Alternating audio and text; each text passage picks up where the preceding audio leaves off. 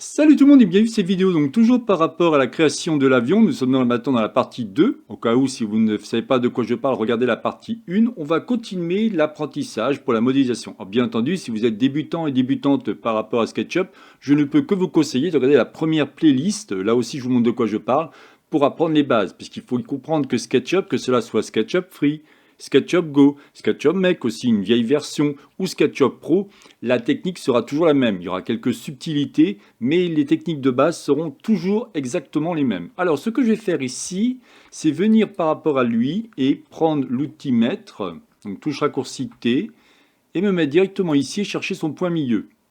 Parfait. Pourquoi je fais ça? Parce que je vais vouloir en fin de compte positionner mon aile qui est ici. Donc là, qu'est-ce que je vais faire? Je vais vous expliquer un tout petit peu ce que j'ai fait, mais je n'irai pas très loin. Donc en premier, je vais double-cliquer et récupérer cette partie. Ce que je vais faire, je vais aller ici dans Copier, quitter ici mon groupe et coller, faire Édition, excusez-moi, coller sur place. J'appuie sur la touche M pour récupérer l'outil déplacé, je vais me positionner à peu près ici. À chaque fois, ce que je fais, c'est que je vous le positionne comme ça. Je vais évidemment pas tout redessiner, ça prendrait bien trop de temps, mais je vous montre la technique. Par exemple, comment j'ai fait ce genre d'élément? Eh bien, si on regarde sa dimension, on va prendre l'outil mètre, touche raccourci T, il me dit qu'il fait 2,9 cm. Ok, donc là je peux prendre l'outil rectangle, on va faire un truc à l'arrache, quelque chose comme ça par exemple, très bien. Je vais prendre touche raccourci T et je vais mettre ici 2,9 cm, donc je tape 2,9, je fais entrer.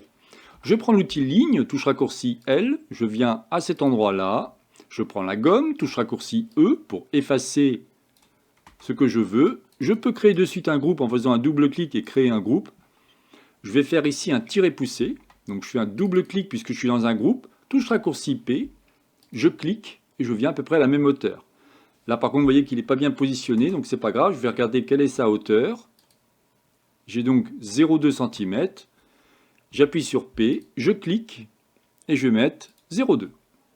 Mais ce n'est pas la technique qu'il faut faire, parce qu'en fin de compte, ce que je veux, c'est créer ici un arrondi. Donc ce qui va être génial, c'est que maintenant, en plus je suis sur la version maintenant SketchUp Pro 2026, donc je vais vous expliquer plein de techniques pour que vous puissiez comprendre comment faire cela si par hasard vous étiez sur SketchUp Make ou SketchUp Free. Quoique SketchUp Free, ça a évolué aussi, donc on va dire juste SketchUp Make. En fin de compte, pour créer ici un arrondi, on va prendre par exemple l'outil mètre. Je vous dis, je vais vous montrer plusieurs techniques.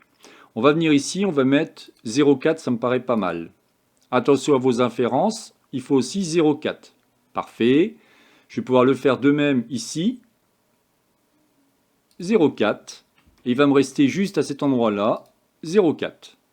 Évidemment, il y a plein de manières de faire, et en l'occurrence, il y a beaucoup d'automatisation depuis la version 2026 sur les arcs de cercle. Mais bon, autant vous montrer des techniques qui sont un peu vieillottes, mais qui marchent tout le temps. Au moins, comme ça, si vous travaillez sur SketchUp Make ou d'autres versions, vous êtes tranquille. Là, je vais prendre l'outil qu'on appelle arc de cercle, touche raccourci A, et je vais venir directement en cliquant sur le premier point, un clic et un clic. Vous voyez que j'ai une couleur violette, et je fais un double clic. Automatiquement, il va me supprimer ce petit morceau. Si vous êtes sur SketchUp Make, il ne le fera pas. Il faudra prendre la gomme et effacer. Donc si je recommence, je viens ici, je fais un clic, juste un clic, encore un clic, et je valide. C'est le fait de faire un double clic qui m'a supprimé mon morceau ici. Dans ces cas-là, je vais prendre ma gomme et j'efface celui-ci. Évidemment, ce qui se passe, c'est que maintenant, avec la version gratuite en ligne ou SketchUp Go ou SketchUp Pro, d'accord, ce qui est génial, c'est que si j'appuie sur la touche A, lui, automatiquement, si je fais un double clic, il va me créer directement l'arrondi. Ça, vous ne l'avez pas sur SketchUp Make. Voilà pourquoi je vous ai demandé de faire ici des traits pour pouvoir faire ce qu'il faut.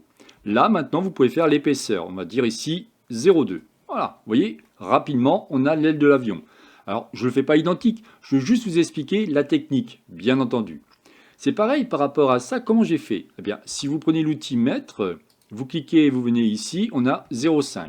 Est-ce que de l'autre côté, c'est pareil? On va regarder ça ensemble. On a 0,5 aussi. Impeccable.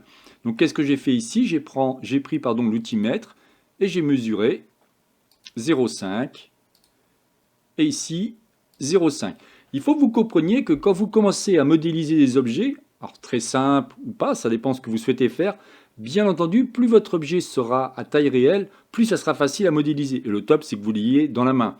Par exemple, vous voyez, j'ai un iPhone dans les mains. Si je voudrais vous expliquer comment modéliser celui-ci sur SketchUp, bah, ce serait beaucoup plus simple. J'ai mon mètre, je peux mesurer, je peux le regarder, le toucher et ainsi de suite.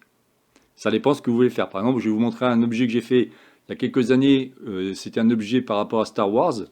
Bah, je l'ai fait comme ça en imagination. Donc ça m'a pris 1 h 30 et j'ai fait ça tranquillement dans le canapé. Vous voyez, je vous montre de quoi je parle. Bah, tout ça, en fait, compte, il faut vraiment réfléchir. Qu'est-ce que vous souhaitez faire? Par exemple, cet objet que je vous montre de Star Wars, ce qui est pas mal, c'est que si on le met, alors pas à taille réelle parce que ce serait énorme, mais on pourrait en faire par exemple une petite figurine, un jouet ou des choses comme ça. Bon, revenons à nos moutons.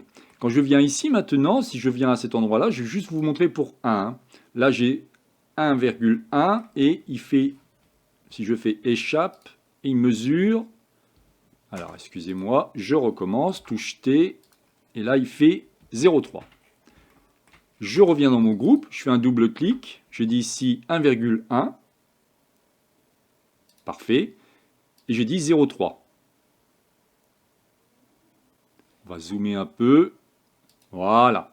Et maintenant, qu'est-ce que je vais faire? Je suis bien dans mon groupe, on est d'accord. Je vais prendre l'outil rectangle, et je vais faire directement ici mon rectangle. On peut, si on veut, créer un groupe, bien entendu. Comme ça, dans ces cas-là, j'ai juste à faire ici un double clic, et prendre la mesure. Je pensais l'avoir mis à la même hauteur, mais a priori non.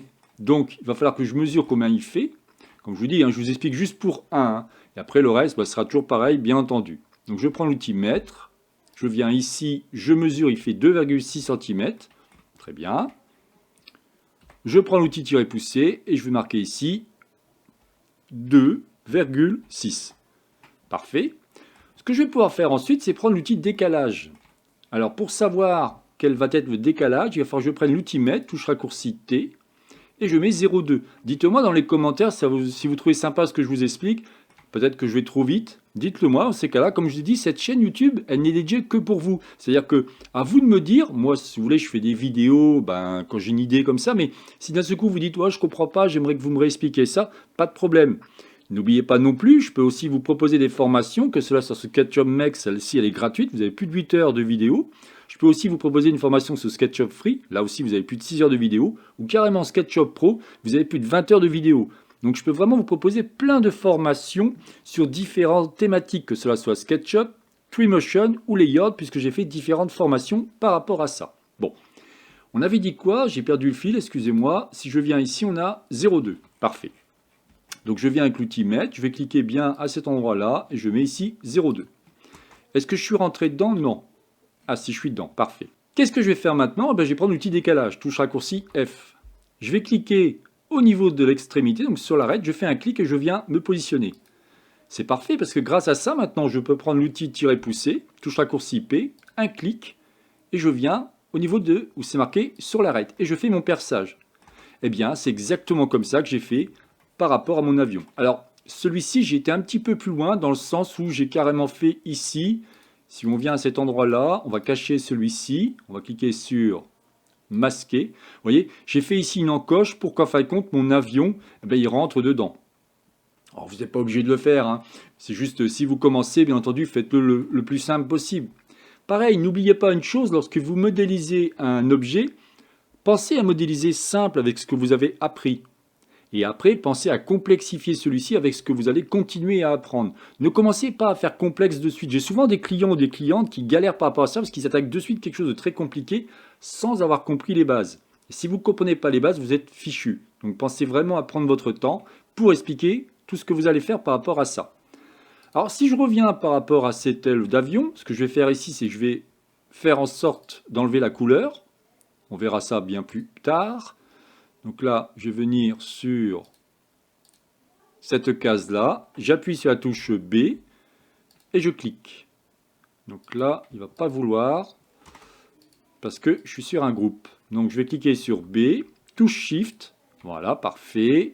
Touche Shift, je clique et je vais être obligé de le faire de même par rapport à lui. Donc là, je double-clique, touche B, touche Shift. Vous voyez, ça ne marche pas parce qu'en fin de compte, c'est encore un groupe.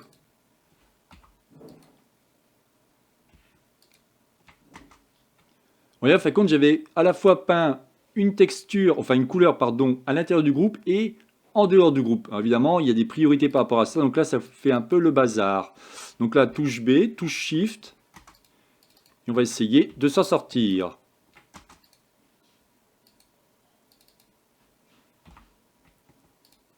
Voilà, excusez-moi, c'était un peu long. Voilà, parfait.